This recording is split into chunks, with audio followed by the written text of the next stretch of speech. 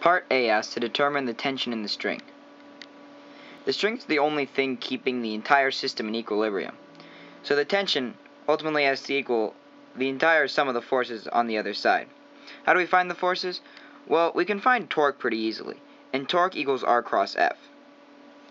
When we take that, we can derive that the sum of the forces will equal the sum of the torques over R. So the sum of the torques will equal the torque of the rod and the torque of the block.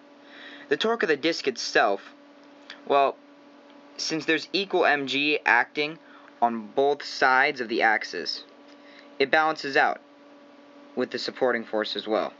So the torque of that is 0. Continuing, first we'll find the torque of the rod. The torque of the rod equals the force from the rod times the radius of it, which is its center of mass.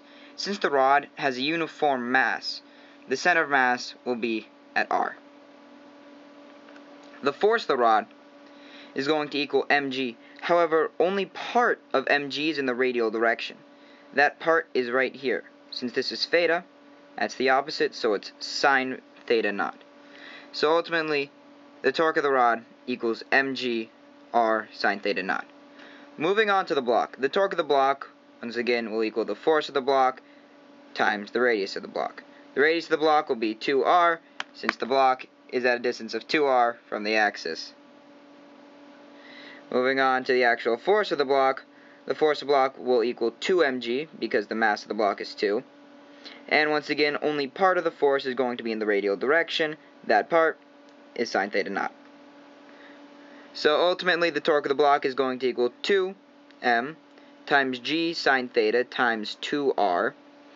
Put it all together, the torque of the block is going to equal 4mgr sine theta naught. So now when we sum up all the torques, we're going to get sum of the torques equals torque of the rod plus torque of the block. Substituting in what we found for those, we get mgr sine theta naught plus 4mgr sine theta naught. So ultimately, the torque is going to equal 5mgr sine theta naught, which equals the tension cross R. If we take out the r's, we have tension equals 5mg sine theta naught. Moving on to part B. Part 1 of part B. So we're looking for alpha, or the angular acceleration of the block.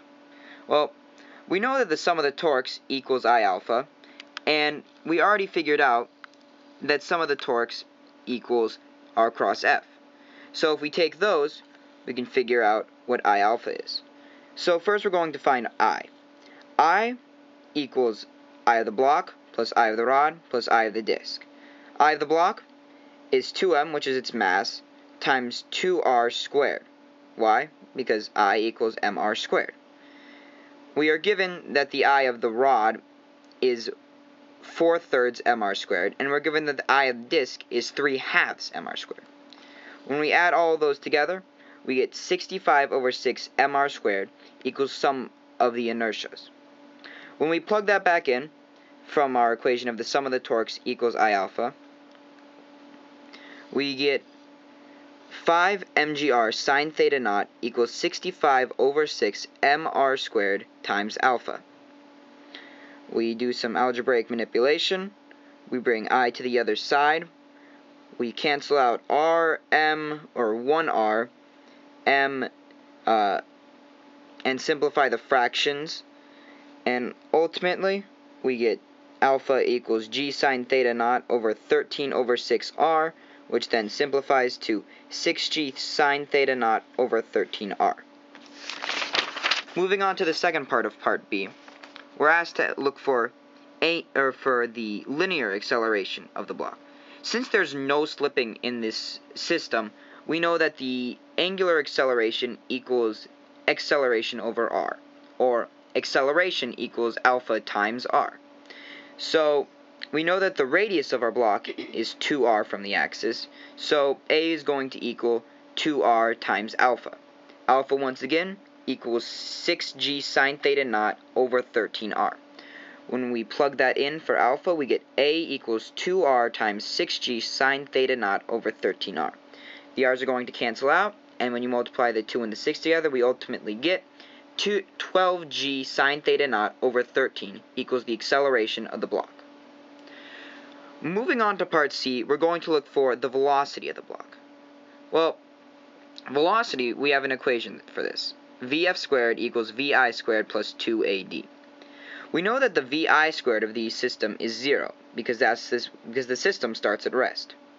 So ultimately we have Vf squared equals 2AD.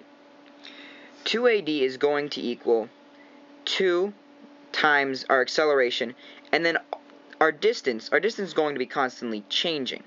Why? Because it's, well, moving. So that's why we have dr for every little distance that it's at. Our dr equals r times theta, because theta is the thing that's moving, and r is going to be a constant. Since r is a constant, it equals 2r, and well, theta equals a variable, which is theta.